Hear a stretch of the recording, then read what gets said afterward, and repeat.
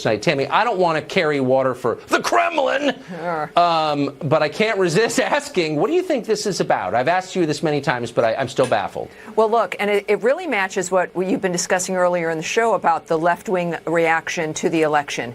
Based in emotion, no facts. It has nothing to do with policy. It has everything to do with just some self-obsession, if you will, and rage. So here you've got, she's on foreign soil, in addition, Tucker, doing this.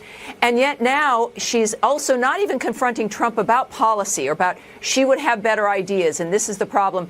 In that speech, she also compared him to Turkey's tyrannical Erdogan.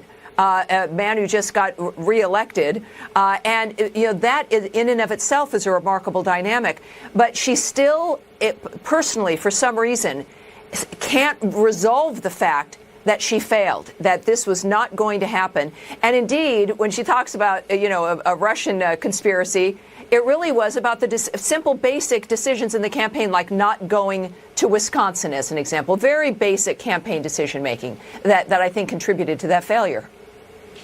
So you think this is an example of a public figure basically living out her emotional life in public? Yes, and look, as a woman, and I want women in power, and we're terrific leaders.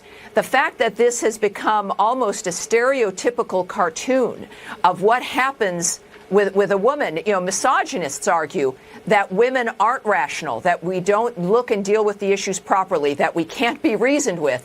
This is not helpful, and it is a shame. And at the same time, here, right. she's arguing when she argues against the Electoral College, as an example, she's arguing that the entire Republican structure of the United States is at fault as well. That it's the founders now who are the problem, who are now to be blamed. And I think that she's a representation also of what's happening here at home with the left and what's going on now with all of the harassment and violence.